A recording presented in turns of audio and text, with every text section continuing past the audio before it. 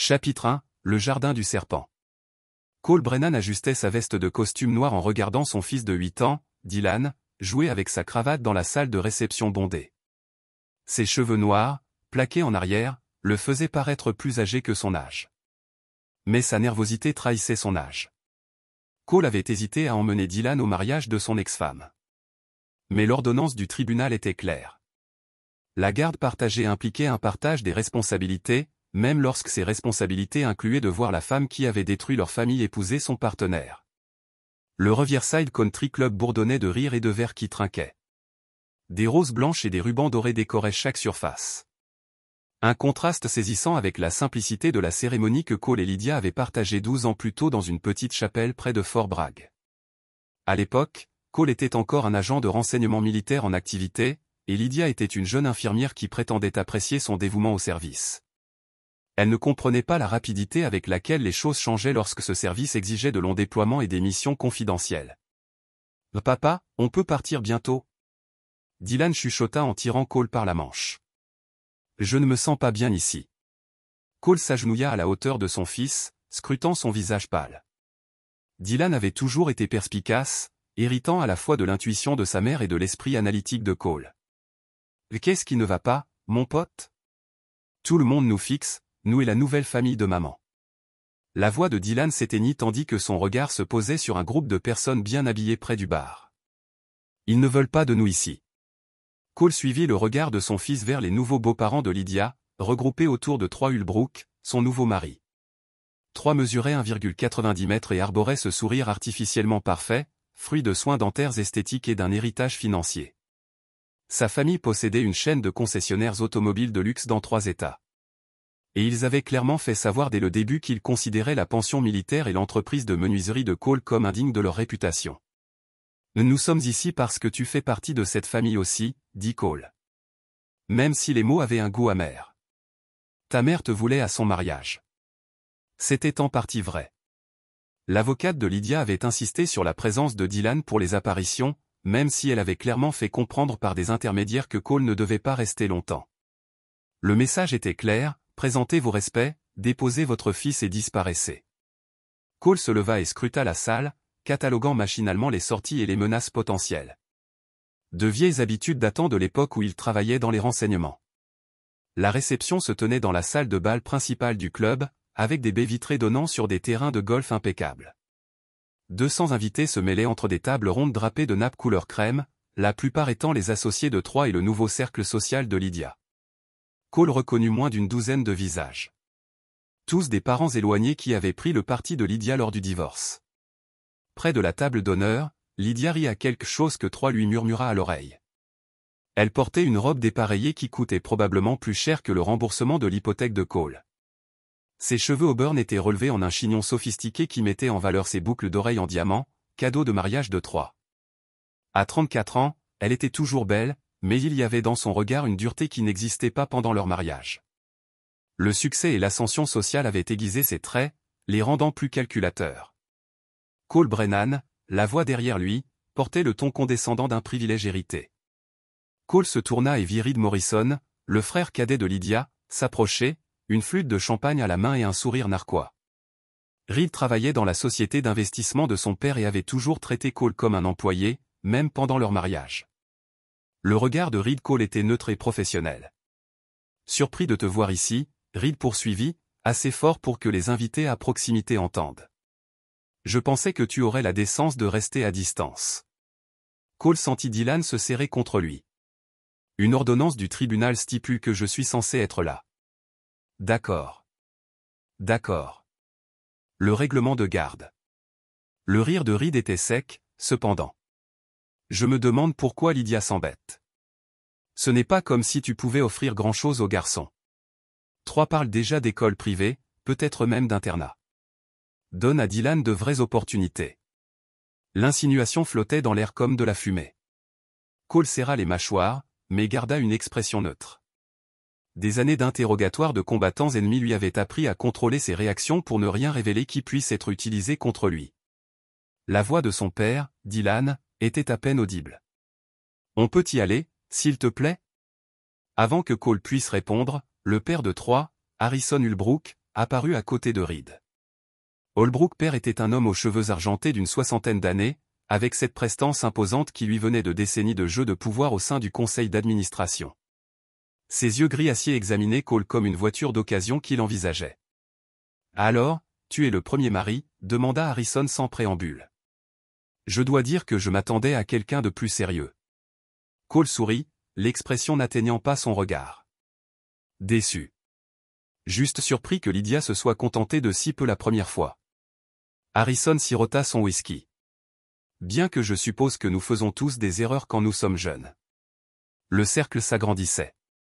Austin, le frère cadet de Troy, les rejoignit, ainsi que 2 de ses frères de fraternité universitaire. Cole reconnut la formation, une meute entourant une proie isolée. La main de Dylan rencontra les petits doigts de son père qui serraient fermement. Le fait est, poursuivit Reed, enhardi par son public. Certaines personnes connaissent leur place, mais d'autres, fit-il vaguement signe à Cole. D'autres pensent mériter des choses qu'elles n'ont pas gagnées, comme le respect. Demanda Cole doucement. Austin Holbrook rit. Le respect se mérite, il ne s'exige pas. Et qu'as-tu accompli exactement? Quelques années à jouer les soldats.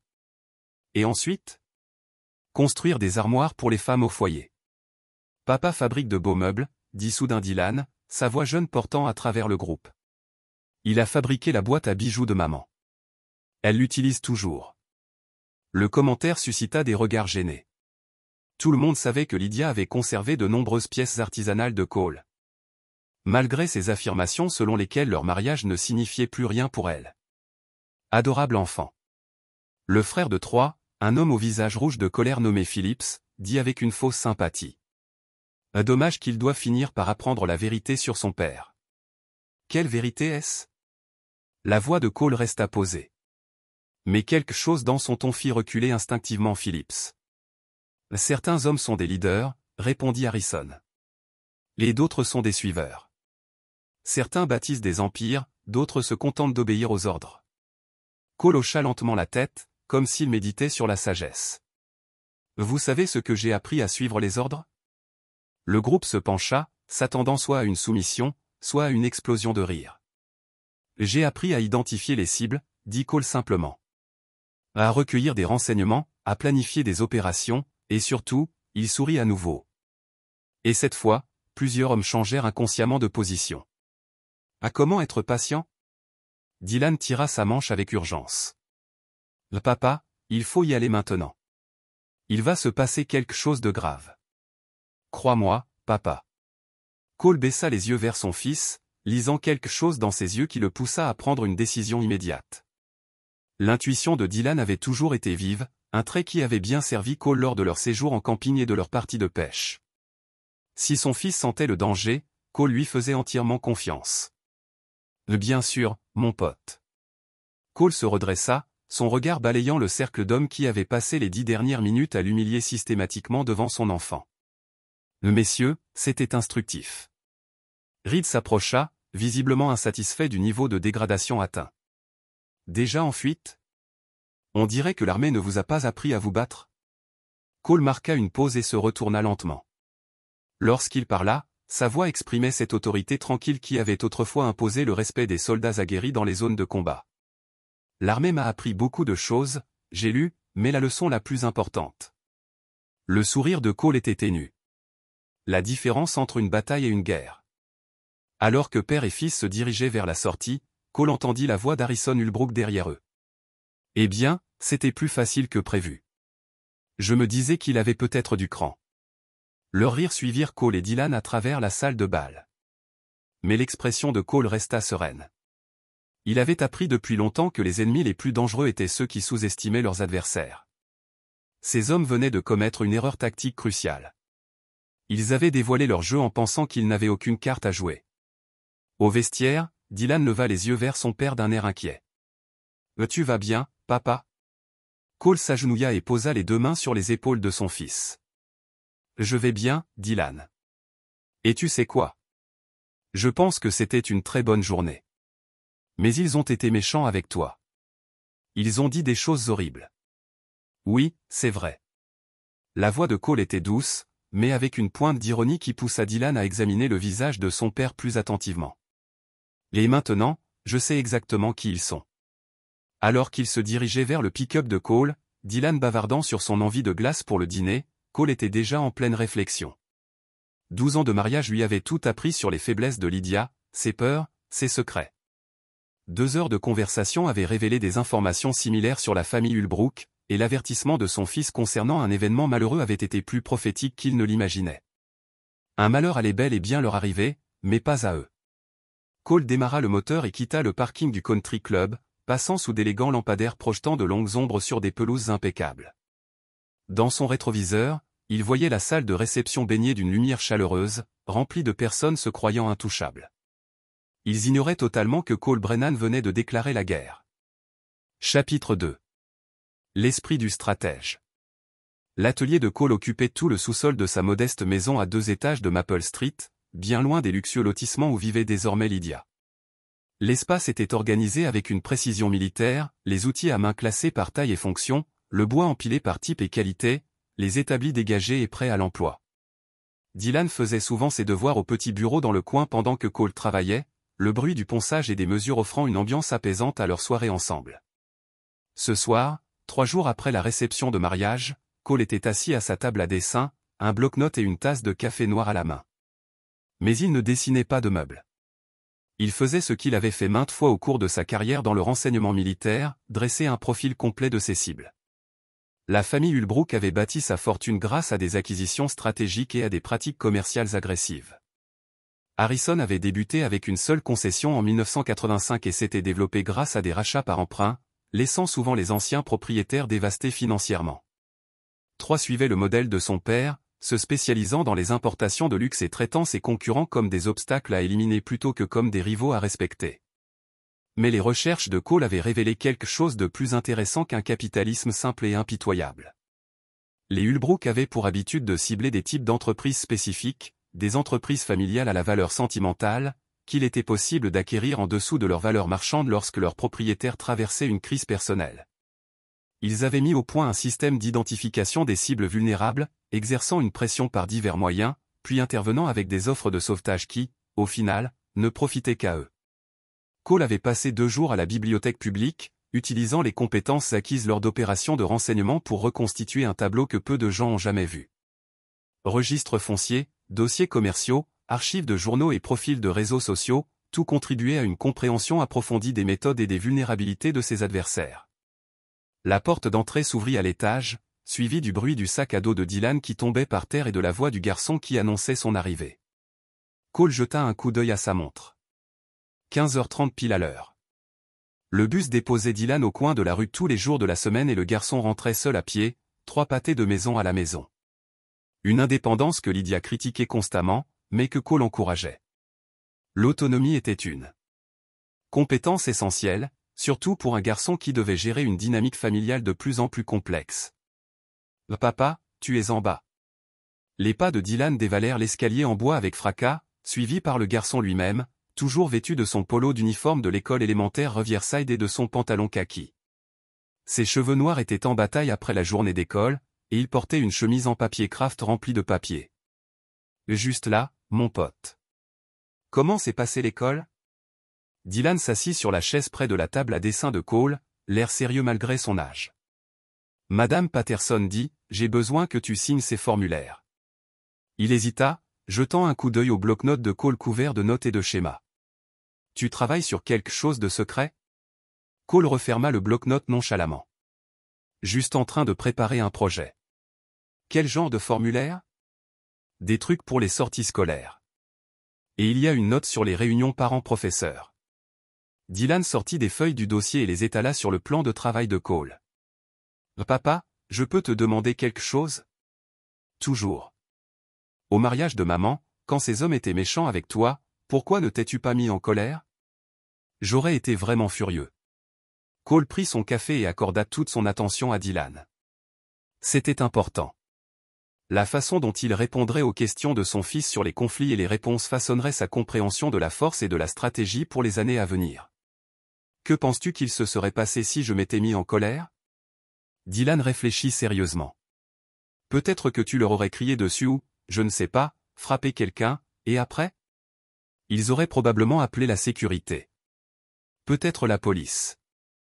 La compréhension s'est imposée dans les yeux de Dylan. Tu aurais eu l'air du méchant. Exactement. Parfois, le plus fort est de rester calme et de réfléchir. Cole prit un crayon et s'en servit pour illustrer son propos sur un bout de papier. Si quelqu'un t'attaque ici, il dessina un X et tu ripostes immédiatement. Il dessina une flèche. Tu te bats selon leurs conditions, à l'endroit qu'ils ont choisi et au moment qu'ils ont choisi. Dylan se pencha en avant, intrigué. Mais si tu attends, tu peux choisir quand, où et comment réagir. Tu peux recueillir des informations. Tu peux planifier. Cole dessina plusieurs autres flèches venant de différentes directions, toutes convergeant vers le X initial. Tu peux t'assurer que lorsque tu agis, ce soit décisif. Comme aux échecs, exactement comme aux échecs, les bons joueurs anticipent plusieurs coups. Dylan étudia le schéma, son jeune esprit assimilant des concepts que beaucoup d'adultes n'ont jamais saisis. Alors, tu réfléchis à plusieurs choses à l'avance concernant le mariage de maman. Cole resta silencieux un long moment, pesant la part de vérité que son fils de 8 ans pouvait supporter. Je pense à m'assurer que tu sois protégé et respecté quoi qu'il arrive avec les adultes de ta vie. Mais tu ne feras de mal à personne, n'est-ce pas? La question flottait dans l'air, chargée du besoin désespéré d'un enfant d'être rassuré sur le fait que son père n'était pas un monstre. Cole regarda son fils dans les yeux, des yeux qui reflétaient l'intelligence de Lydia, mais la détermination inébranlable de Cole, et il choisit ses mots avec soin. Je vais m'assurer que les gens te traitent avec le respect que tu mérites. Et je vais m'assurer que quiconque tente de nuire à notre famille subisse les conséquences de ses choix. Cole tendit la main et ébouriffa les cheveux de Dylan. Mais tu n'as pas à t'inquiéter de tout ça. Ton rôle est d'être un enfant, de réussir à l'école et de me laisser gérer les problèmes d'adultes. Dylan hocha la tête, apparemment satisfait. Il rassembla ses papiers scolaires et remonta à l'étage pour commencer ses devoirs, laissant Cole seul avec ses pensées et ses projets. Cole rouvrit son bloc-notes et examina les renseignements qu'il avait recueillis. La faiblesse de la famille Ulbrook était aussi sa force. Ils fonctionnaient comme une unité. Le succès de chaque membre dépendait de la prospérité et de la réputation continue des autres. Les concessions de 3 dépendaient de financements organisés par les relations familiales. Le cabinet d'avocats d'Austin existait principalement pour gérer les affaires familiales. Le portefeuille d'investissement d'Harrison était étroitement lié aux entreprises de son fils. Plus important encore, leur statut social dépendait du maintien d'une image de réussite en matière de pratiques commerciales éthiques. Les adhésions à des country clubs, les sièges au conseil d'administration d'organismes caritatifs et les relations politiques exigeaient tous une réputation irréprochable. Des hommes comme les Ulbrook pouvaient survivre à des pertes financières, mais l'humiliation publique et l'exil social étaient tout autre chose. Le téléphone de Cole vibra, un SMS provenant d'un numéro inconnu. Cole, ici Ashley, du bureau de Lydia. On peut parler? C'est important. Ashley Chin. Cole fixa le message, son esprit analytique immédiatement méfiant. Ashley Chin était la responsable de Lydia à l'hôpital général Riverside, où Lydia travaillait comme infirmière en chirurgie. Ils s'étaient rencontrés à plusieurs reprises lors d'événements sociaux, et Ashley avait toujours semblé professionnelle mais distante. Pourquoi le contacterait-elle maintenant, 3 jours après le mariage? Il répondit, à propos de quoi? La réponse arriva en quelques minutes, et non par SMS. On se retrouve au Brewster's Coffee, sur Main Street, demain à 14 h, s'il vous plaît. Il s'agit de Dylan. Cole se glaça. Toute menace envers son fils réveillait en lui un instinct protecteur, aiguisé par des années d'opérations militaires à haut risque. Il tapa, je serai là. Le reste de la soirée se déroula normalement, aidant Dylan à faire ses devoirs de maths, préparant le dîner ensemble, regardant un documentaire animalier sur les loups que Dylan avait choisi à la bibliothèque. Mais sous le calme familial, Cole imaginait à toute vitesse les possibilités et les imprévus. À 21 h, une fois Dylan endormi, Cole retourna à son atelier et ouvrit un classeur verrouillé contenant des documents de son service militaire. Ces papiers de démobilisation attestaient d'une séparation honorable des services de renseignement de l'armée, mais ils ne disaient pas toute l'histoire.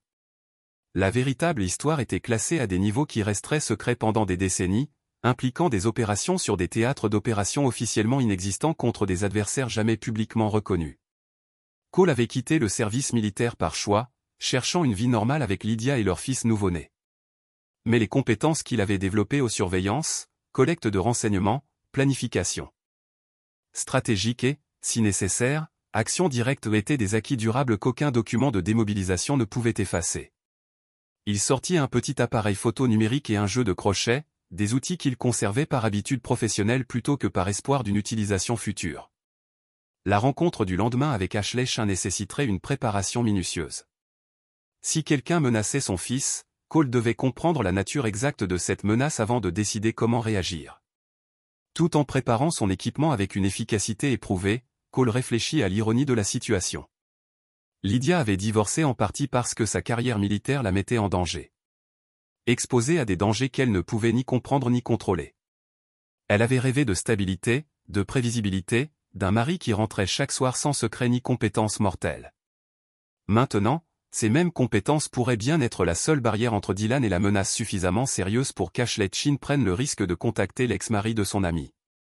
Cole enferma son matériel dans une petite valise et monta se coucher, mais le sommeil lui échappait.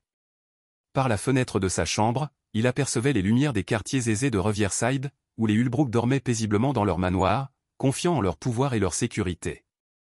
Cette confiance allait être mise à l'épreuve d'une manière qu'il n'imaginait pas. Chapitre 3. L'avertissement de l'infirmière. Brewster S. Coffey occupait un immeuble d'angle sur Main Street. Ses grandes fenêtres offraient une vue dégagée dans toutes les directions. C'était l'une des raisons pour lesquelles Cole avait approuvé l'emplacement. Il arriva 15 minutes en avance, s'installant à une table d'où il pouvait observer l'entrée tout en restant dos à un mur. De vieilles habitudes héritées du travail de renseignement, mais qui lui avaient permis de survivre dans des endroits où la survie exigeait une vigilance constante. Ashley Chin apparut à 14 heures précises, scrutant nerveusement le café avant d'apercevoir Cole. C'était une petite américaine d'origine asiatique d'une trentaine d'années, toujours impeccablement vêtue et d'un calme professionnel lors de leur précédente rencontre. Ce jour-là, cependant, son assurance habituelle avait cédé la place à une anxiété évidente. Des cernes sous ses yeux suggéraient de récentes nuits blanches, et ses mains tremblaient légèrement en s'approchant de sa table. « Merci d'être venu, dit-elle en s'installant sur la chaise en face de lui. Je n'étais pas sûr que vous le feriez. Cole étudia son visage, cataloguant les signes de stress et de peur. Votre message mentionnait Dylan. Je ne l'ignore pas. Ashley hocha la tête, jetant un coup d'œil autour du café pour s'assurer que leur conversation ne soit pas entendue. La foule de l'après-midi était clairsemée. Quelques étudiants avec leurs ordinateurs portables, un couple de personnes âgées partageant un journal, un homme d'affaires tapant sur son téléphone. Personne ne prête attention à leur table d'angle. Et il faut que je vous dise quelque chose à propos de Lydia et Troy, commença Ashley d'une voix à peine plus forte qu'un murmure. Quelque chose qui pourrait mettre en danger la sécurité de Dylan. Cole se pencha légèrement en avant, l'instinct en alerte. Je vous écoute. Troy a eu un comportement inapproprié à l'hôpital. Pas avec les patients, ajouta-t-elle rapidement. Mais avec le personnel, surtout les jeunes infirmières. Il passe chercher Lydia, mais il invente aussi des prétextes pour visiter d'autres services, s'attarder dans les salles de pause, proposer des trajets aux femmes qui travaillent tard. Lydia était au courant. Le visage d'Ashley s'assombrit. C'est bien là le problème. Elle le sait et elle s'en fiche. En fait, elle le couvre. Lorsque Sandra Martinez a porté plainte contre Troy pour l'avoir coincé dans le parking, Lydia s'est portée garante de sa moralité. Elle a dit que Sandra avait probablement mal compris sa gentillesse. Cole sentit une froideur familière s'installer dans sa poitrine. Ce même détachement émotionnel qui lui avait servi lors des opérations de renseignement, lorsque ses sentiments personnels pouvaient compromettre son jugement. Quel rapport avec Dylan? La semaine dernière, avant le mariage, Troy posait des questions sur l'emploi du temps de Dylan. À quelle heure rentre-t-il de l'école? A-t-il des activités extrascolaires? À quelle heure se couche-t-il le week-end lorsqu'il est chez Lydia? Ashley serra les poings sur la table. Au début, j'ai cru qu'il essayait simplement d'être un bon beau-père, mais, vu son comportement envers les jeunes femmes, le sous-entendu planait entre eux comme une arme chargée. L'expression de Cole resta neutre, mais son pouce accéléra, son instinct protecteur s'activant à son comble. Êtes-vous en train de dire que vous pensez que Troy est un prédateur? Je dis qu'il présente des schémas qui m'inquiètent professionnellement et personnellement. Et je dis que lorsque j'ai essayé de discuter de mes inquiétudes avec Lydia, elle m'a dit de me mêler de mes affaires. Elle a dit que Troy était bon avec elle et que c'était tout ce qui comptait. Ashley sortit une enveloppe Kraft de son sac à main et la fit glisser sur la table. Et ce n'est pas tout. J'ai effectué des recherches sur mon temps libre en utilisant les ressources mises à la disposition des administrateurs d'hôpitaux pour les vérifications d'antécédents. Cole a ouvert l'enveloppe et a trouvé des copies imprimées d'articles de presse, de documents judiciaires et de dossiers d'autorisation d'exercer. L'article du haut datait de 3 ans. Un commerçant local règle un procès pour harcèlement sexuel. 3 a été poursuivi en justice par une ancienne employée de l'une de ses concessions, a expliqué Ashley. Il s'agissait d'une réceptionniste de 19 ans nommée Cathy Fulton. L'affaire a été réglée à l'amiable par un accord de confidentialité, mais j'ai un ami qui travaillait pour le cabinet d'avocats qui la représentait. Cole a scanné les documents, sa formation en renseignement lui permettant d'extraire rapidement des informations clés. Le schéma était clair. 3 avait l'habitude de cibler les jeunes femmes en situation vulnérable, utilisant sa fortune et ses relations familiales pour faire taire les plaintes et éviter les conséquences. Il y a plus, a poursuivi Ashley. 2 autres incidents n'ont jamais donné lieu à des poursuites judiciaires car les victimes avaient peur de se manifester. Tous 2 impliquaient des femmes de moins de 21 ans. Toutes 2 occupaient des postes de service où elles ne pouvaient pas se permettre de perdre leur emploi. Comment avez-vous obtenu ces informations? Les administrateurs d'hôpitaux établissent des liens entre eux. Nous partageons des informations sur les menaces potentielles pour la sécurité du personnel, surtout lorsque quelqu'un a accès à nos installations par le biais de liens familiaux. La voix d'Ashley exprimait désormais une autorité professionnelle. La nervosité a été remplacée par la compétence qui avait fait d'elle une superviseure respectée. 3 Ulbrook représente un risque crédible pour les femmes de mon équipe. Cole a clos le dossier, son esprit digérant déjà les implications tactiques. Cette information a complètement changé sa réponse prévue à l'humiliation de la réception de mariage. Ce qui avait commencé comme une question de dignité personnelle était maintenant une question de sécurité physique pour son fils. Pourquoi venir me voir avec ça? Pourquoi ne pas le signaler aux autorités? Le rire d'Ashley était amer. Signaler quoi? Des soupçons? Des procès réglés? Des questions sur l'emploi du temps d'un enfant? Toute la famille Brox a suffisamment d'avocats et de relations politiques pour détruire ma carrière si je porte des accusations que je ne peux pas prouver au tribunal. Mais tu crois que je peux y faire quelque chose? Je pense que tu es le père de Dylan, et les pères ont des droits et des ressources que les superviseurs d'hôpital n'ont pas. Ashley le regarda droit dans les yeux, et je pense que vous n'êtes pas le genre d'homme à laisser les menaces contre son enfant sans réponse. Cole resta silencieux un long moment, pesant soigneusement sa réponse. Ashley avait pris des risques personnels et professionnels importants pour lui apporter cette information. Elle méritait l'honnêteté, mais pas une transparence totale sur ses capacités ou ses intentions. Que voulez-vous que je fasse? Protégez votre fils et, si vous pouvez trouver un moyen de protéger d'autres victimes potentielles par la même occasion. Elle haussa les épaules. Je ne poserai pas de questions sur vos méthodes. Cole glissa l'enveloppe dans la poche de sa veste. Je devrais vérifier cette information de manière indépendante. Je comprends, mais Cole Ashley tendit la main par-dessus la table et lui toucha brièvement la main. Soyez prudent. Les Ulbrook ont détruit ceux qui se sont mis en travers de leur chemin. Ils ne sont pas seulement riches, ils sont impitoyables. Après le départ d'Ashley, Cole resta au café 1 heure de plus, lisant ostensiblement un journal tout en observant la circulation et les déplacements des piétons autour du bâtiment. La contre-surveillance était une précaution automatique lorsqu'il s'agissait de renseignements sensibles, et les informations fournies par Ashley étaient incontestablement sensibles. Personne ne semblait le surveiller, mais cela ne signifiait pas grand-chose. Les équipes de surveillance professionnelles étaient quasiment invisibles lorsqu'elles étaient correctement déployées. Cole nota mentalement les plaques d'immatriculation, les visages et les comportements inhabituels avant de quitter le café par la sortie arrière qui donnait sur une ruelle derrière le bâtiment. Son camion était garé à 2 pâtés de maison, une autre précaution qui lui permettait de détecter d'éventuels suiveurs. Alors qu'il rentrait chez lui par les rues résidentielles tranquilles de Riverside, Cole adaptait déjà ses plans à cette nouvelle information. Les vulnérabilités de la famille Ulbrook étaient plus grandes qu'il ne l'avait initialement estimé. Les hommes qui s'adonnaient aux femmes vulnérables avaient généralement d'autres secrets, d'autres faiblesses exploitables. Le comportement de 3 suggérait des compulsions psychologiques qui finiraient par conduire à des erreurs, surtout si ces compulsions étaient manipulées par quelqu'un qui comprenait la psychologie prédatrice. Plus important encore, la sécurité de Dylan était désormais l'objectif tactique principal. Tout le reste, vengeance personnelle, humiliation professionnelle, conséquences financières étaient secondaires par rapport à la protection de son fils contre un prédateur potentiel qui s'était marié pour obtenir un accès illimité. Cole s'engagea dans son allée alors que le bus scolaire de Dylan tournait au coin de la rue. Il regarda son fils descendre les marches, sac à dos en bandoulière, saluant ses amis par la fenêtre. Dylan semblait heureux, innocent, complètement inconscient que son père venait de recevoir une nouvelle qui allait bouleverser leur vie d'une manière inimaginable pour lui.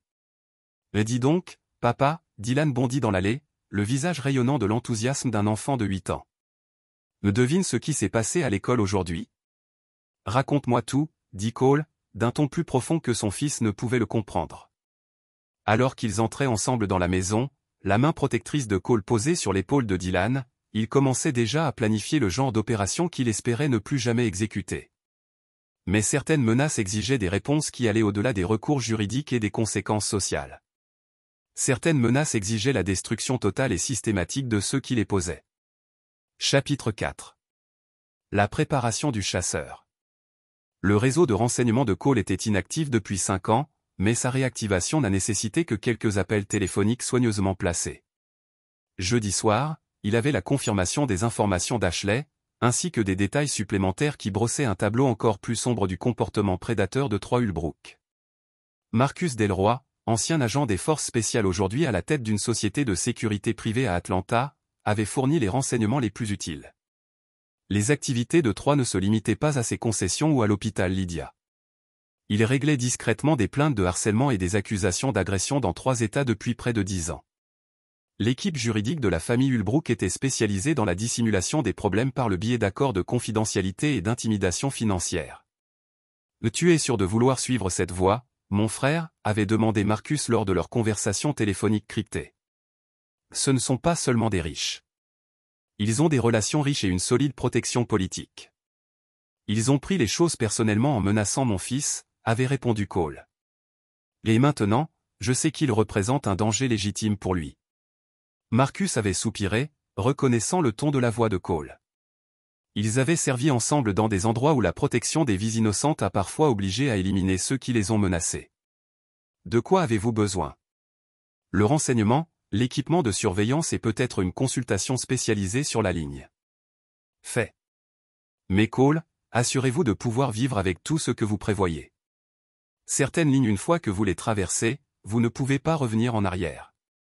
Cole avait considéré cet avertissement lors de l'examen des photos de surveillance que Marcus avait fournies dans les heures suivant l'heure. Conversation. Troy quittant un hôtel du centre-ville à 2 heures avec une jeune femme qui semblait intoxiquée. Troy déjeuner avec un jeune de 17 ans qui a travaillé chez son nouveau concessionnaire. Troy visitant des salons de massage qui annonçaient les services non généralement associés au traitement musculaire thérapeutique. L'homme que son ex-femme avait épousé n'était pas seulement un prédateur sexuel. Il était une escalade. Le modèle a suggéré à quelqu'un dont le comportement devenait plus effronté et plus dangereux en gagnant confiance dans la capacité de sa famille à le protéger des conséquences. Le week-end de Dylan avec Lydia devait commencer vendredi soir.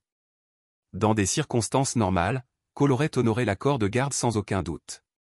Mais les circonstances n'étaient plus normales et la sécurité de son fils a priorité sur les obligations légales. Vendredi après-midi, Cole a récupéré Dylan à l'école comme d'habitude.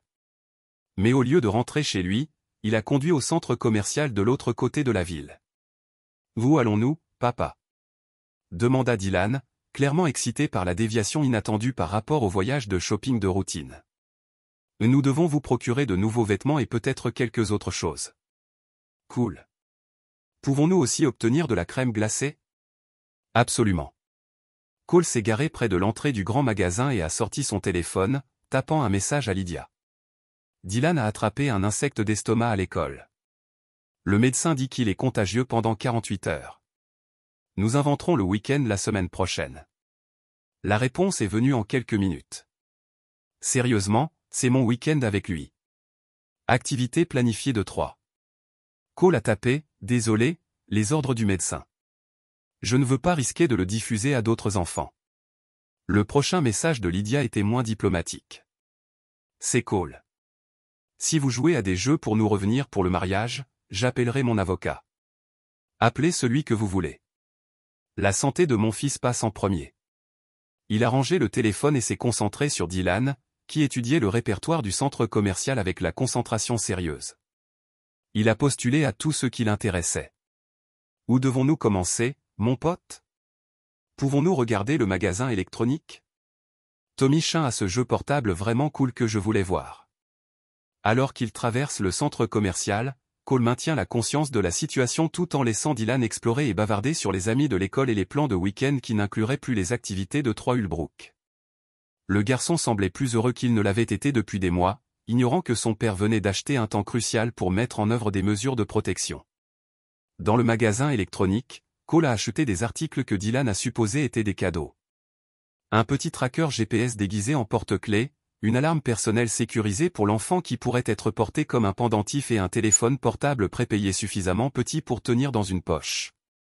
Chaque élément a servi un double objectif. Valeur de divertissement pour une surveillance de 8 ans et de la sécurité pour un père qui avait appris à s'attendre à des menaces dans des directions inattendues. « Papa, pourquoi ai-je besoin de mon propre téléphone ?» demanda Dylan en s'asseyant dans l'aire de restauration en partageant une pizza et des milkshakes. Situation d'urgence. Si vous êtes jamais quelque part et que vous devez m'appeler immédiatement, vous ne voulez pas avoir à trouver le téléphone de quelqu'un d'autre ou attendre d'en utiliser un. Cole a gardé son explication simple et non menaçante. C'est juste une précaution, comme porter une ceinture de sécurité dans la voiture. Dylan a accepté ce raisonnement avec l'adaptabilité facile de l'enfance. Puis-je vous appeler quand je veux, à tout moment, de jour comme de nuit, même si c'est juste pour dire bonjour? Ils ont passé la soirée à la maison, Dylan a joué avec son nouvel électronique tandis que Cole a finalisé les préparatifs pour les aspects les plus sérieux de son plan.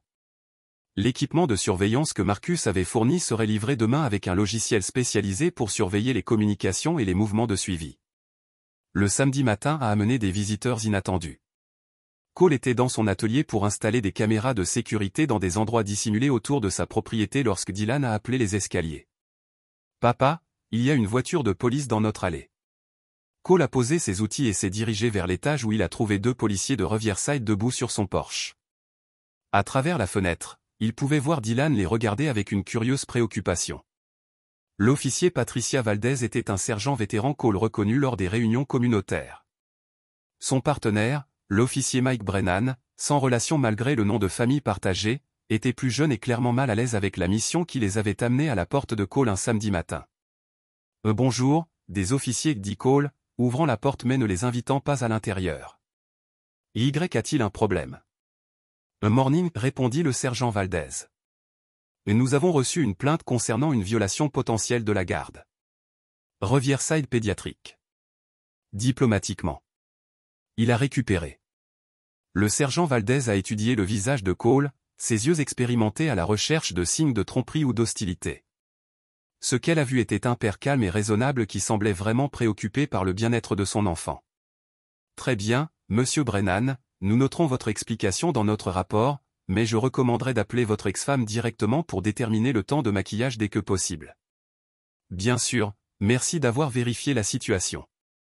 Après le départ des officiers, Dylan est sorti du salon où il avait écouté la conversation. « Papa, suis-je vraiment malade ?» Cole s'est agenouillé au niveau de son fils, choisissant soigneusement ses paroles.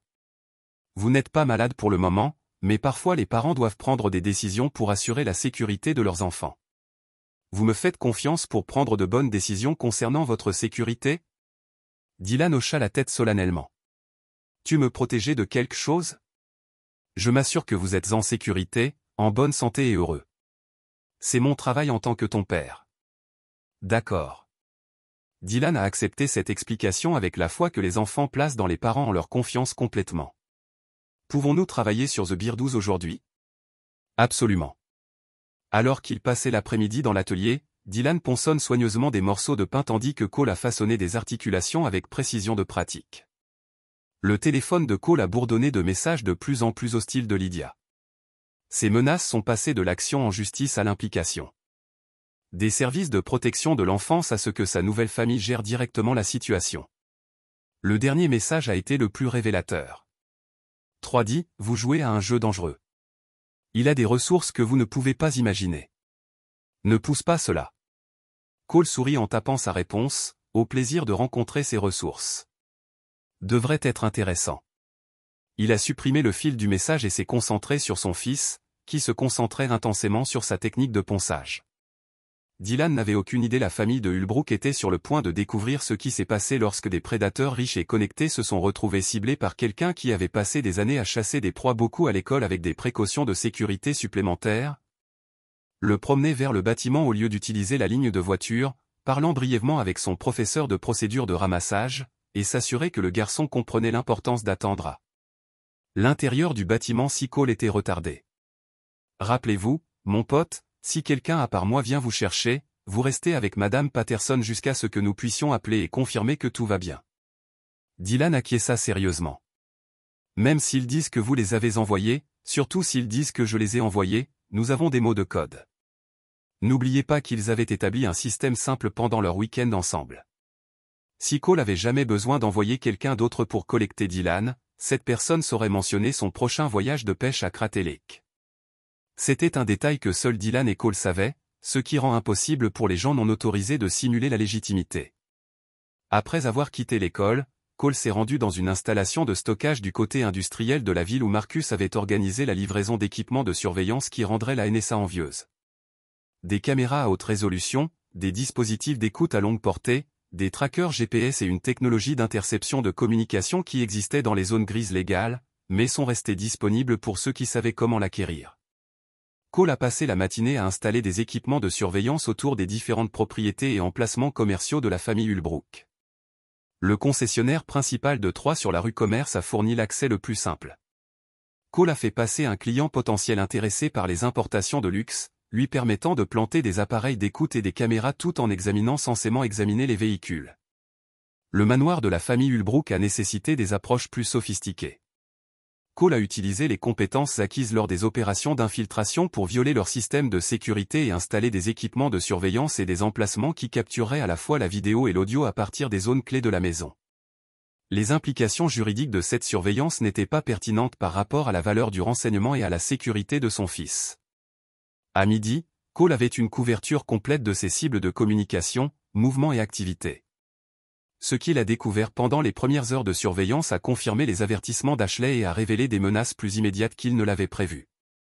Les appels téléphoniques de Troy ont peint un tableau d'un homme dont le comportement prédateur s'intensifiait rapidement. Une conversation avec son frère Austin a révélé des plans pour enseigner au garçon du soldat un peu de respect par l'intimidation physique. Les appels de Troy ont été plus inquiétants à plusieurs jeunes femmes utilisant une combinaison d'incitation financière et de menaces subtiles pour organiser des réunions privées. Mais l'intelligence la plus alarmante est venue d'une conversation entre Troy et Harrison Ulbrook enregistrée dans le salon de la mansion de famille ce soir-là. L'ex-mari devient un problème, a déclaré Troy, sa voix portant le ton pétule d'un homme habitué à se faire. Il interfère avec mon temps avec le garçon. Quel genre d'interférence? La voix de Harrison était plus calme, mais portait des nuances de menaces pratiquées. Lydia était censée amener Dylan ce week-end. J'avais des plans pour un temps de cautionnement, nous deux. Mais Cole a affirmé que l'enfant était malade. Le sang de Cole a fait froid en écoutant son oreillette. Comprendre les implications du ton déçu de Troy en discutant du temps privé avec un enfant de 8 ans. Il est peut-être temps pour une approche plus directe, a suggéré Harrison. Parfois, les gens doivent comprendre les conséquences de l'opposition à cette famille. Qu'avez-vous en tête?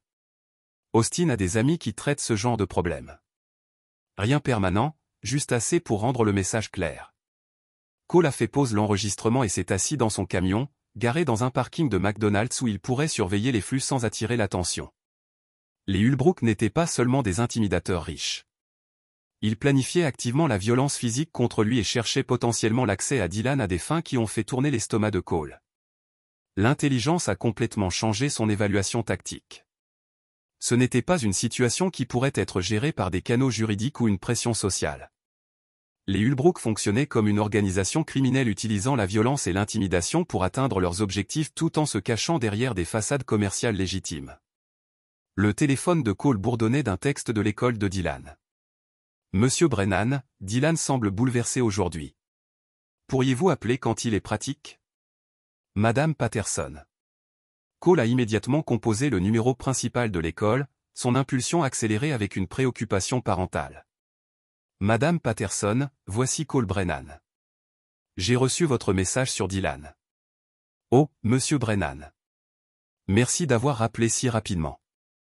Dylan a été distrait toute la journée. Et pendant le déjeuner, il m'a posé des questions concernant. Quel genre de questions? Il voulait savoir s'il y avait de mauvais hommes qui blessaient les enfants et si son nouveau beau-père pourrait être l'un d'eux.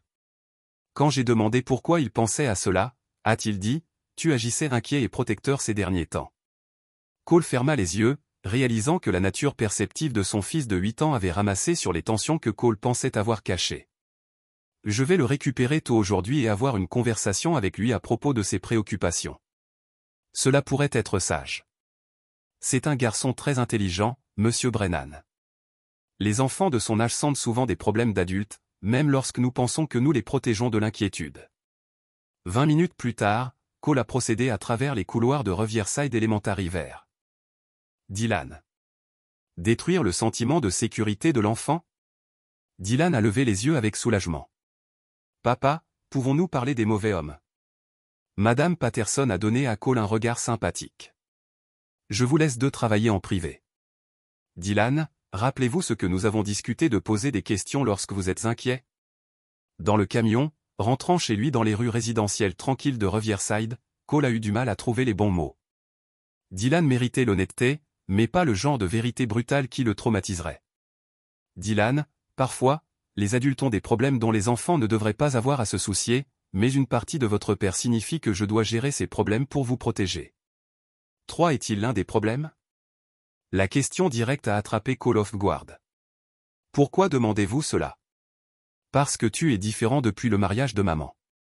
Et parce que quand 3 me regarde, ça se sent. Dylan a lutté pour les mots. Ça fait mal. Comme quand quelqu'un vous regarde d'une manière qui vous donne envie de vous cacher.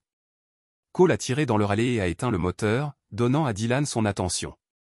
L'évaluation intuitive de son fils correspondait aux renseignements que Cole avait rassemblés grâce à un équipement de surveillance sophistiqué. Votre instinct est bon, Dylan. Si quelqu'un vous met mal à l'aise, vous devez toujours faire confiance à ce sentiment et m'en parler immédiatement. Donc, 3 est mauvais. 3 est quelqu'un dont nous devons être très prudents. Et c'est pourquoi nous avons de nouvelles règles sur la sécurité et pourquoi vous avez le téléphone d'urgence et pourquoi nous pratiquons quoi faire dans différentes situations. Dylan hocha la tête solennellement. Allez-vous l'empêcher d'être mauvais? La question était suspendue dans l'air entre eux, portant des implications qui ont atteint bien au-delà de la compréhension d'un enfant du bien et du mal. Cole a regardé dans les yeux de son fils et a vu la confiance, l'inquiétude et le genre de loyauté féroce qui existait entre les pères et les fils qui avaient fait face au monde ensemble. Je vais m'assurer qu'il ne peut jamais vous blesser ni vous faire du mal à personne, a déclaré Cole tranquillement. Mais vous devez me laisser gérer les problèmes d'adultes pendant que vous vous concentrez sur le fait d'être un enfant. D'accord, papa. Je vous fais confiance. Ce soir-là, après que Dylan dormait, Cole est retourné à son atelier et que les flux de surveillance des propriétés de Hullbrook. Ce qu'il a vu à travers les caméras qu'il avait installées dans le bureau à domicile de 3 a rendu sa décision à propos des prochaines étapes absolument. 3 était sur ces sites web de navigation informatique qui présentaient le contenu involontaire des mineurs avec un préalable qui n'avait pas de malade et de maladie. Mauvais contrôle des impulsions. Ou des conséquences financières. Les compétences et la clarté morale de voir la mission à sa conclusion. La seule question maintenant était de savoir si cette destruction serait rapide ou lente, publique ou privée, légale ou extraléale. Cole était qualifié pour exécuter l'une de ces options, et le choix dépendrait entièrement de l'approche qui a le mieux protégé Dylan et d'autres victimes potentielles. La guerre avait été déclarée lors d'une réception de mariage, mais la vraie bataille était sur le point de commencer. Chapitre 6. Le réseau se développe. La prochaine décision de Cole a exigé des alliés qui comprenaient les enjeux et possédaient des capacités qui complétaient ses propres compétences. Mardi matin l'a trouvé conduire à 2 heures au nord vers une petite ville où Amy Rodriguez exploitait une société de conseil spécialisée qui a officiellement fourni des services de sécurité d'entreprise et des problèmes officiellement traités qui nécessitaient une discrétion et une expertise généralement acquises par le biais de carrière militaire ou de renseignement. Amy avait été enquêteur de la police militaire avant de passer aux forces de l'ordre civil et finalement établissant sa propre pratique. Elle s'est spécialisée dans les cas impliquant des crimes contre les enfants, travaillant souvent avec les familles des victimes lorsque les canaux officiels se sont révélés inadéquats ou compromis par des considérations politiques. Son bureau a occupé le 2e étage d'une maison victorienne restaurée dans la rue principale de la ville avec des mesures de sécurité subtiles mais complètes. Cole a été bourdonné 2 entrées distinctes avant d'atteindre une zone de réception où Amy a attendu avec un café et le genre d'attention concentrée que les anciens enquêteurs ont apporté à des cas graves. Marcus a dit, « Vous aviez une situation impliquant votre fils. » Elle a commencé sans préambule. « Montrez-moi ce que vous avez. » Cole a répandu des photos de surveillance imprimées et a transcrit les conversations à travers le tableau de la conférence d'Amy, créant une image complète de la menace à laquelle Dylan et d'autres victimes potentielles sont confrontés à Dylan et à d'autres victimes potentielles. Amy a examiné chaque élément de preuve avec un détachement professionnel, posant parfois des questions clarifiant ou demandant un contexte supplémentaire. Il s'agit d'une intelligence complète, a-t-elle déclaré après avoir examiné le dossier complet. Vous avez documenté le comportement des modèles, établi l'escalade des facteurs de risque et identifié plusieurs victimes potentielles. Dans un monde parfait, cela serait suffisant pour les mesures d'application de la loi. Mais nous ne vivons pas dans un monde parfait. Non, nous ne le faisons pas. Les Ulbrook ont suffisamment de liens politiques pour compliquer toute enquête officielle, en particulier l'une initiée par un ex-mari avec une formation militaire et des motivations personnelles évidentes. Amy se pencha en arrière sur sa chaise, étudiant le visage de Cole. Marcus a également mentionné que vous envisagez des réponses légales supplémentaires. Je considère quelles que soient les réponses nécessaires pour protéger mon fils et arrêter un prédateur. Amy acquiesça lentement. Je comprends cette motivation, mais avant de discuter des options opérationnelles, j'ai besoin de connaître vos limites. Jusqu'où êtes-vous prêt à aller? Cole a rencontré ses yeux directement. Pour autant que nécessaire, ce n'est pas une réponse. C'est une réaction émotionnelle. La voix d'Amy portait l'autorité de quelqu'un qui avait vu de bonnes personnes prendre des décisions terribles lors de la protection de leurs enfants. J'ai besoin de savoir si vous pensez à l'intimidation, à la destruction financière, à l'humiliation sociale, à la violence physique ou à l'élimination permanente. Tout ce qui précède, selon ce qui fonctionne et ce qui ne fonctionne pas. Amy était silencieuse pendant plusieurs minutes, étudiant des photos de surveillance. De 3 avec diverses jeunes femmes. Quand elle a repris la parole, sa voix portait un ton différent. Pas le professionnalisme neutre d'un consultant, mais l'engagement personnel de quelqu'un qui avait pris des décisions similaires. J'ai une fille, dit-elle simplement. Elle a 16 ans maintenant, mais quand elle était plus jeune, nous avons traité une situation similaire à la vôtre. Une amie de la famille qui s'est avérée être un prédateur avec une protection contre des parents riches et des liens politiques. Que as-tu fait? Qu'est-ce qui devait être fait? Amy a rencontré les yeux de Cole. L'enquête officielle est allée nulle part. L'enquête non officielle a réussi. Dans quelle mesure le succès? La menace a été éliminée en permanence sans créer de complications légales pour ma famille ou d'autres victimes potentielles. Cole a compris les implications de ces mots soigneusement choisis. Je pourrais utiliser la consultation d'une personne ayant ce genre d'expérience. Vous pouvez utiliser plus que la consultation. Vous pouvez utiliser un partenaire qui comprend les exigences opérationnelles et les conséquences psychologiques de la protection des enfants des monstres qui se cachent derrière la richesse et les liens politiques. Au cours des 2 heures suivantes, Cole et Amy ont élaboré un plan complet qui portait à la fois des menaces immédiates et des objectifs à long terme. La première phase impliquait de recueillir des renseignements et des preuves supplémentaires qui pourraient être utilisés pour des poursuites judiciaires ou des mesures extralégales en fonction des circonstances. La phase 2 s'est concentrée sur la destruction systématique des intérêts commerciaux de la famille Ulbrook, des connexions politiques et de la position sociale. La phase 3 impliquait l'élimination permanente de la menace primaire mise en œuvre d'une manière qui semblait accidentelle ou naturelle. La clé est la patience et la précision, a expliqué Amy en examinant les délais opérationnels. Les actions précipitées créent des traces de preuves et des complications juridiques. Les opérations professionnelles ne laissent aucune trace et aucune question. Le téléphone de Cole bourdonnait d'un texte de Lydia. La visite ordonnée par le tribunal de Dylan est ce week-end. Si vous interférez à nouveau, je dépose des frais de mépris. Il a montré le message à Amy, qui fronça les sourcils en le lisant. Ils augmentent la pression pour accéder à votre fil. Cela suggère une urgence de leur part, ce qui signifie probablement une augmentation des compulsions. Comment gérer la situation de la garde sans violer les ordonnances judiciaires? Soigneusement. Nous avons besoin de Dylan protégé, mais nous avons également besoin de vous hors de prison et disponible pour mettre en œuvre notre plan. Amy a sorti son téléphone et a appelé rapidement. Dr Sarah Kim, voici Amy Rodriguez. J'ai besoin de discuter d'une consultation concernant les préoccupations en matière de protection de l'enfance. Oui, Je peux être là cet après-midi. Après avoir terminé l'appel, Amy a expliqué sa stratégie. Le docteur Kim procédera à une évaluation psychologique complète de Dylan, en se concentrant sur ses réactions à trois dans la nouvelle situation familiale. Si elle trouve des preuves de traumatisme ou de stress liés au beau-père, elle peut recommander des arrangements de garde modifiés en attendant une évaluation plus approfondie. Cela tiendra-t-il le tribunal assez longtemps pour que nous puissions mettre en œuvre la première phase de notre plan? Après cela, les ordonnances judiciaires ne seront pas pertinentes. Cole a passé la maison à la maison en considérant le poids des décisions qu'il prenait. Le partenariat d'Amy a offert des capacités et des ressources qui améliorent considérablement leurs chances de succès. Mais cela signifiait également traverser des lignes qui changeraient fondamentalement qui il était en tant que personne et père. Au moment où il a atteint Riverside, Cole avait accepté que ces changements étaient inévitables. Au moment où Troy Ulbrook avait ciblé Dylan, certains résultats sont devenus inévitables. Les seules variables étaient le timing, les méthodes et les dommages collatéraux. Dylan attendait à la maison avec Madame Chin, la voisine âgée qui a fourni après les soins scolaires lorsque le horaire de travail de Cole l'exigeait. Le garçon semblait plus calme qu'il ne l'avait été ces derniers jours. Mais Cole a remarqué la façon dont Dylan est resté près de son côté et a continué à vérifier les fenêtres comme s'il s'attendait à des visiteurs indésirables. « Papa, pouvons-nous travailler sur The Birdhouse ce soir ?» demanda Dylan alors que Madame Chin avait rassemblé ses affaires pour partir. « Bien sûr. Mais d'abord, je dois vous parler de certains changements dans les plans de ce week-end. » L'expression de Dylan est devenue sérieuse. « Suis-je chez maman ? Pas ce week-end. Un médecin doit parler avec vous de ce que tout le monde comprend ce qui est le mieux. » Le Birdhouse tandis que Cole a préparé des activités de surveillance qui commencent après l'heure du coucher de son fils. Reconnaître.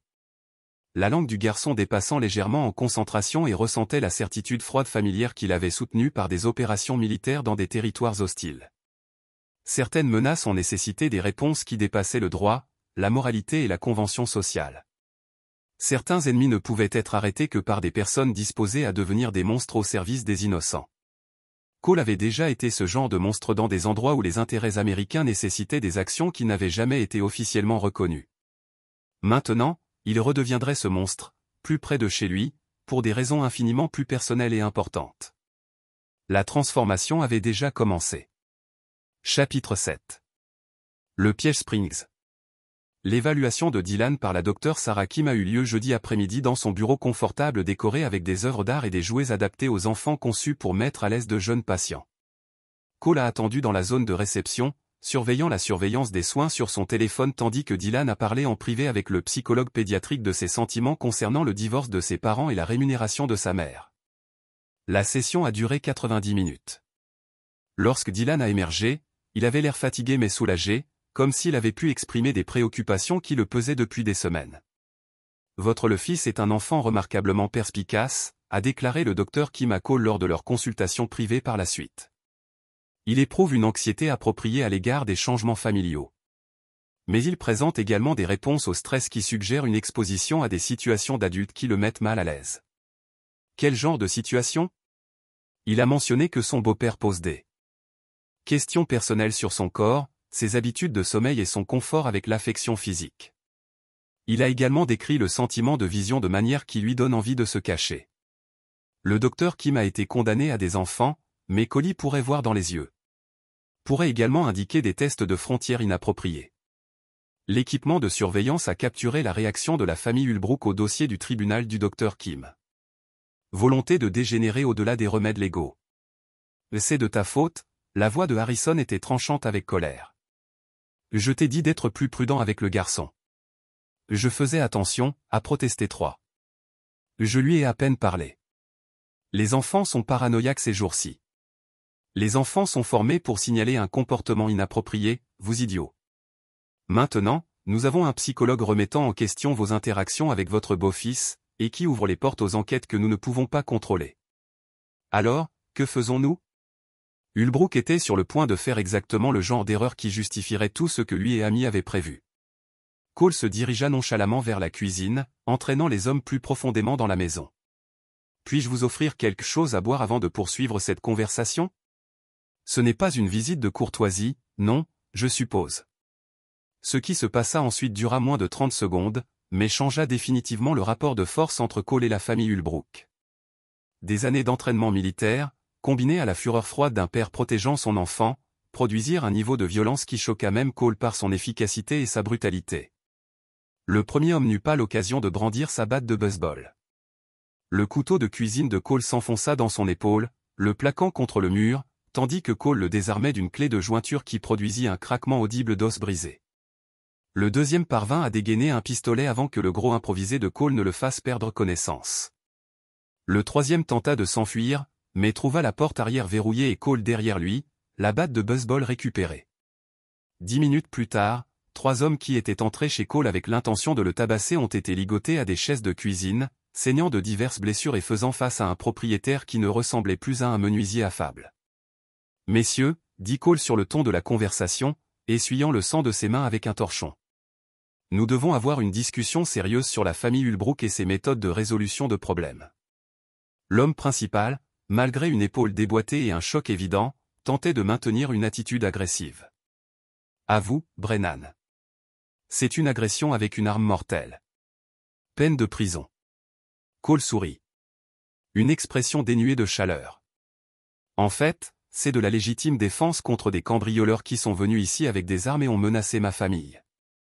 J'ai tout enregistré, y compris votre aveu que Troy Ulbrook vous a envoyé. » Il passa un extrait de l'enregistrement sur son téléphone, leur permettant d'entendre leur propre voix avouant être des hommes de main des Ulbrook. « Voilà ce qui va se passer, poursuivit Cole. Tu vas me raconter tout ce qui concerne ton arrangement avec la famille Ulbrook.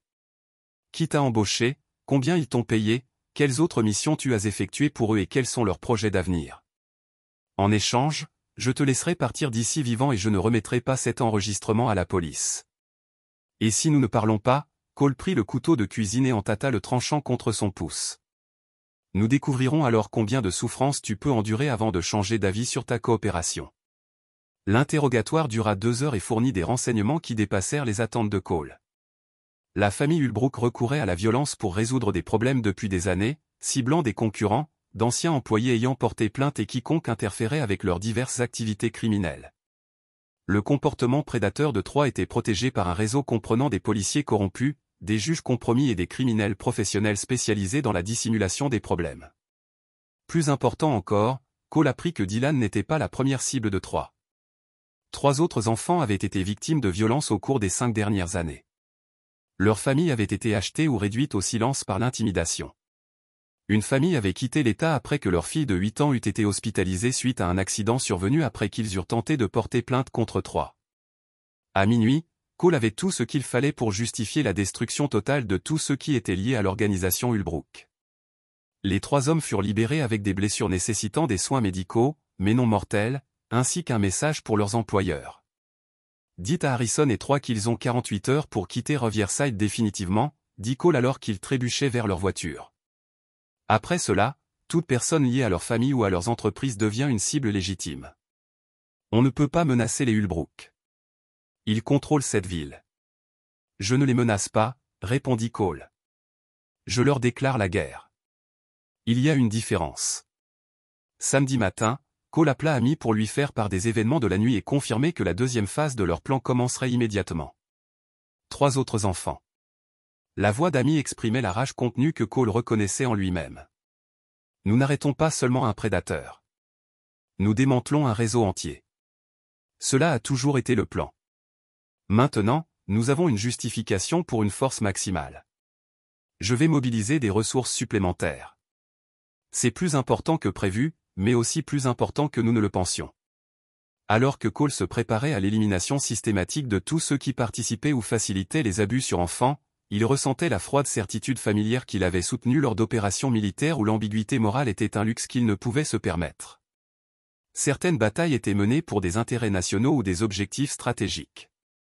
D'autres pour des raisons plus profondes que la politique ou le profit, touchant à l'obligation humaine fondamentale de protéger les innocents des prédateurs.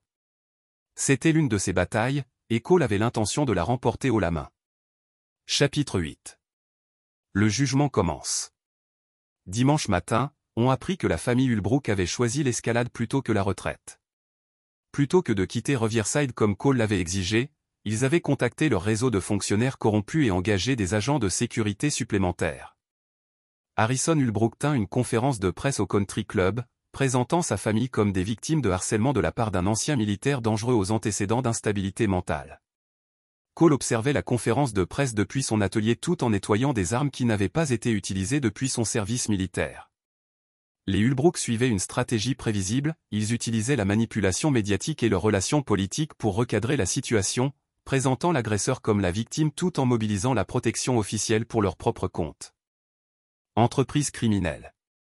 C'était exactement le genre d'erreur que Cole espérait qu'il commette. Amy arriva à midi avec 2 autres membres de l'équipe, David Park, un ancien agent du FBI spécialisé en cybersécurité et guerre numérique, et Elena Vasquez, une agente de la XCIA dont l'expertise comprenait la surveillance, l'infiltration et ce qu'elle appelait par euphémisme la résolution de problèmes. La conférence de presse était un cadeau, dit Amy alors qu'ils examinaient les plans opérationnels dans l'atelier sécurisé de Cole. Les déclarations publiques créent des responsabilités. Maintenant, tout ce qu'ils font est surveillé et enregistré. David avait passé la matinée à infiltrer l'infrastructure numérique de la famille Ulbrook. Leur cybersécurité est de niveau amateur. J'ai accès aux communications personnelles, aux dossiers commerciaux, aux transactions financières, dit-il, marquant une pause, le visage sombre. Des preuves d'activité qui vont bien au-delà de ce que nous soupçonnions initialement. Montrez-moi. L'ordinateur portable de David affichait des captures d'écran de conversation, de dossiers financiers et de fichiers numériques qui dressaient le tableau d'une activité criminelle systématique, couvrant plusieurs États et impliquant des dizaines de victimes. La famille Ulbrook n'était pas seulement composée de riches prédateurs. Ils géraient un réseau impliquant trafic d'êtres humains, exploitation de mineurs et connexion avec des figures du crime organisé qui leur fournissaient une protection politique et des moyens de pression. Cela change tout, dit Elena en étudiant les preuves. Nous n'avons pas affaire à des criminels locaux. Il s'agit d'une opération sophistiquée avec des connexions nationales. Cole examina les renseignements avec un détachement professionnel, catégorisant les menaces et les opportunités tout en maîtrisant les réactions émotionnelles qui auraient pu compromettre le jugement tactique. L'ampleur du réseau Ulbrook signifiait que Dylan n'était pas seulement menacé par 3. Il était une cible potentielle pour quiconque pourrait l'utiliser pour contrôler les actions de Cole. Des recommandations, demanda Cole. Destruction totale du réseau, répondit Amy sans hésitation. Toute personne liée à cette organisation représente une menace potentielle future pour Dylan ou d'autres enfants. Les demi-mesures ne suffisent pas face à des prédateurs organisés. Elena acquiesça d'un signe de tête. Nous devons éliminer toute la structure, les ressources financières, la protection politique, le personnel et la direction. Sinon, les survivants finiront par se regrouper et reprendre leurs activités. David présenta des organigrammes montrant la structure du réseau Ulbrook. 47 individus répartis dans 6 États, plus un nombre inconnu de victimes contraintes à participer. Les approches policières classiques prendraient des années et inciteraient les cibles à fuir ou à détruire les preuves. Délai pour une résolution complète. Cole a demandé 72 heures si nous coordonnions des opérations simultanées. Elena a répondu.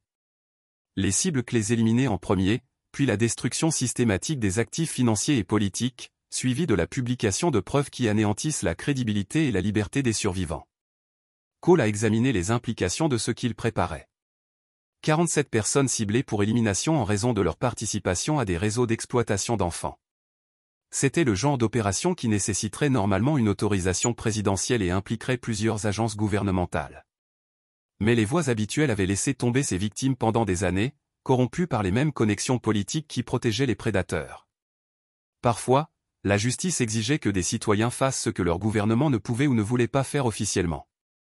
Dylan reste en sécurité jusqu'à la fin de l'affaire, décida Cole. Je veux qu'il soit complètement isolé de toute représailles potentielle. C'est déjà prévu, dit Amy.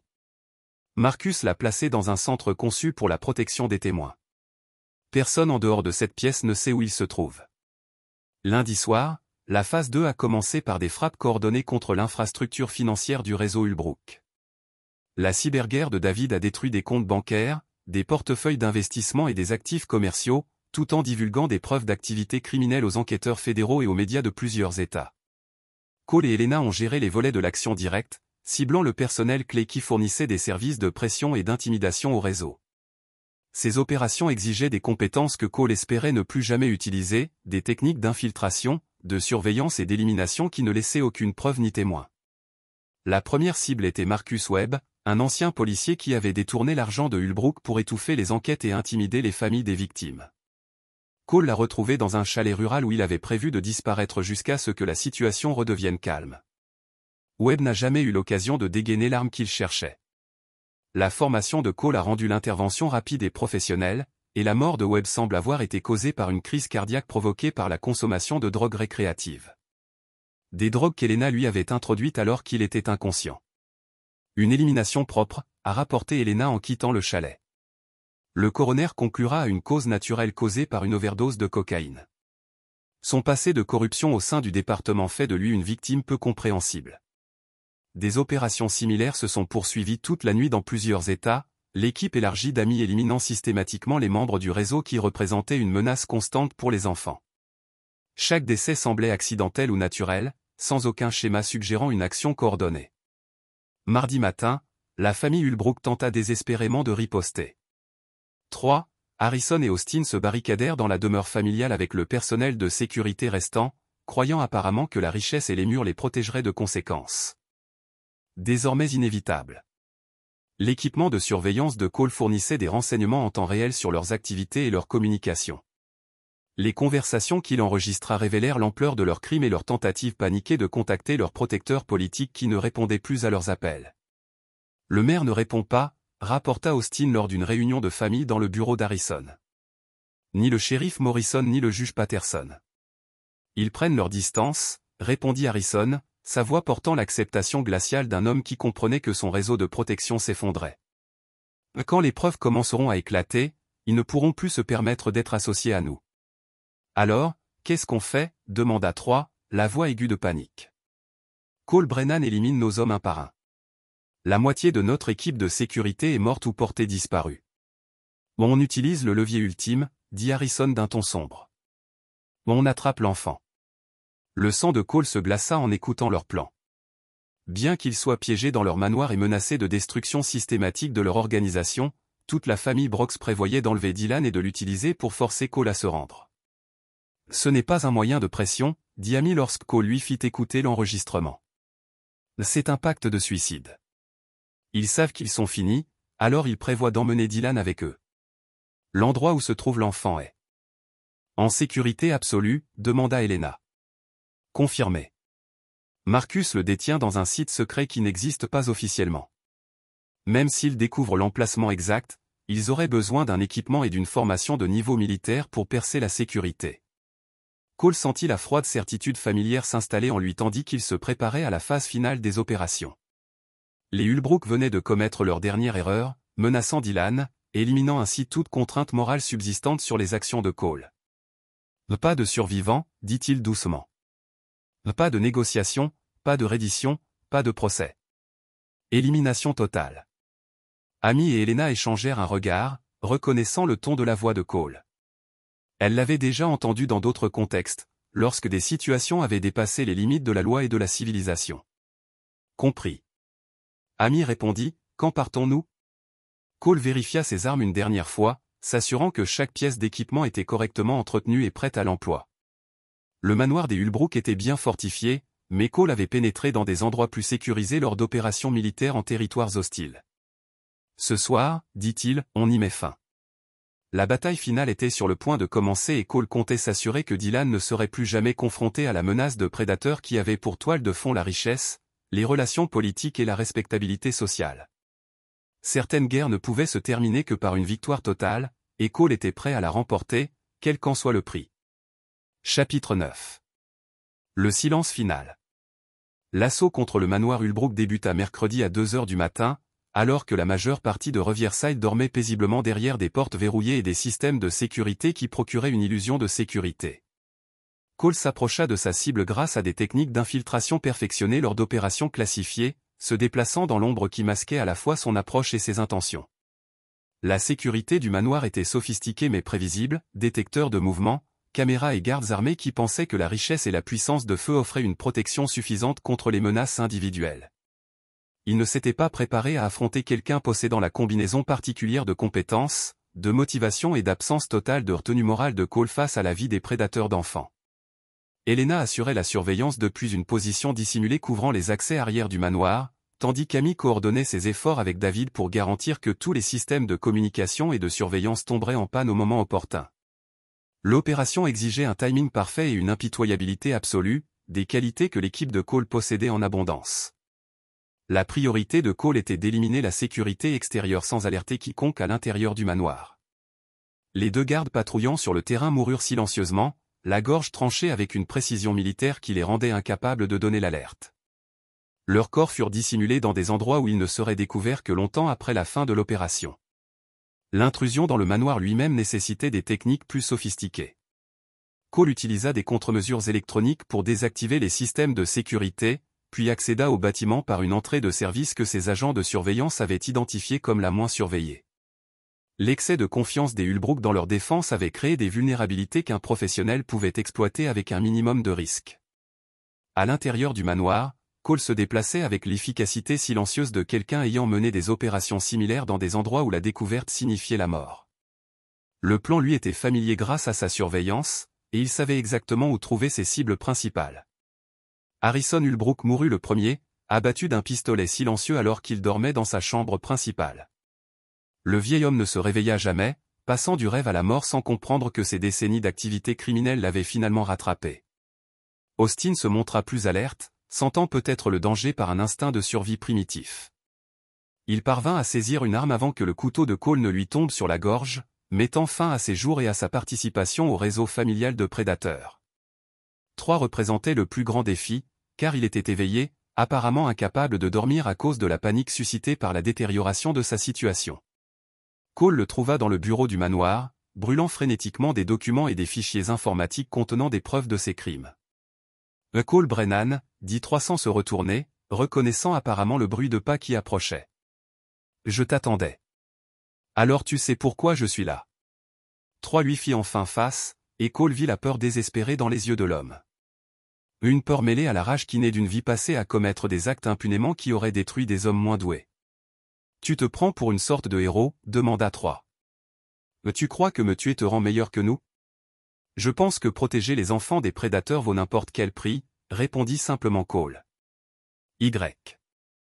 Compris mon âme. Ton fils saura qui tu es. Il saura que son père est un meurtrier. Mon fils saura que son père a écarté des menaces que le système ne voulait ou ne pouvait pas gérer par des moyens légaux. 3 se précipita vers une arme qu'il avait dissimulée derrière le bureau, mais Cole avait anticipé le geste.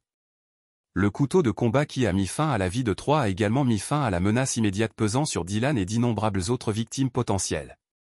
Cole passa l'heure suivante à détruire systématiquement des preuves et à mettre en scène la scène pour faire croire que la famille avait été tuée lors d'un cambriolage qui avait mal tourné. Les criminels professionnels ciblaient souvent les familles riches, et l'habitude des Ulbrook d'embaucher des hommes violents créait des explications plausibles quant à la raison pour laquelle ces hommes pourraient éventuellement se retourner contre leurs employeurs. À 4 heures du matin, Cole rentrait chez lui en voiture à travers des rues désertes, laissant derrière lui un manoir où 3 prédateurs avaient payé le prix fort pour leurs crimes.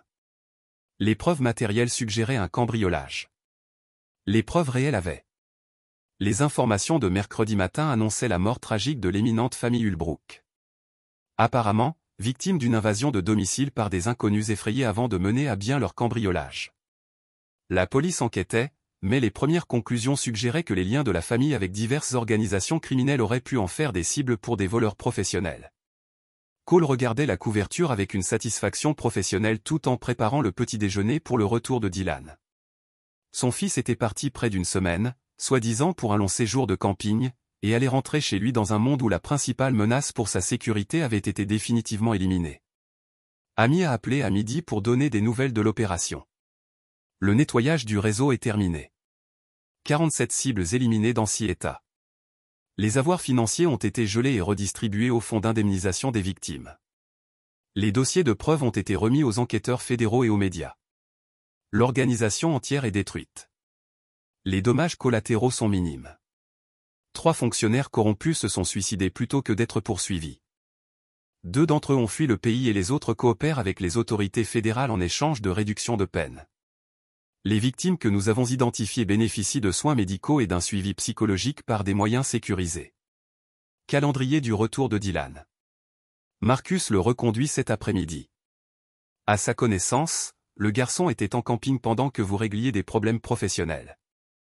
Cole sentit un poids se lever de ses épaules en réalisant que la menace qui le consumait depuis un mois était enfin terminée. Dylan pouvait reprendre ses activités d'enfant sans l'ombre d'un prédateur qui avait utilisé sa fortune et ses relations politiques pour échapper aux conséquences de ses crimes.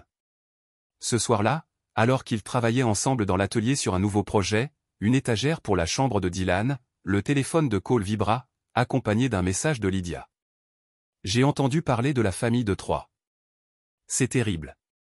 Dylan et moi devons discuter des arrangements funéraires et de la suite. » Cole supprima le message sans répondre. Lydia avait fait ses choix en épousant un prédateur et en ignorant les avertissements concernant son comportement. Elle devait gérer seule les conséquences de ses choix. « Papa, ça va ?» demanda Dylan en levant les yeux du bois qu'il ponce soigneusement. « Tu as l'air différent.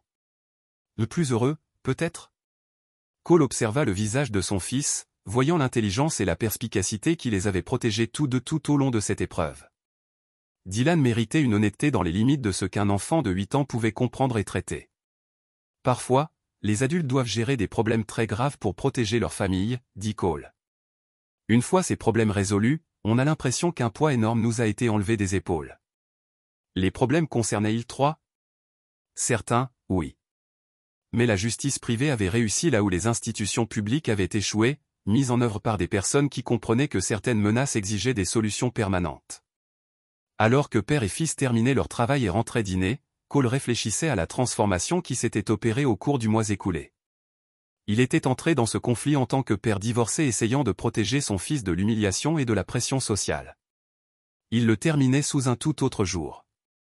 Quelqu'un qui avait franchi des limites que la plupart des gens ne pouvaient même pas imaginer, pour des raisons qui les rendaient non seulement acceptables, mais nécessaires.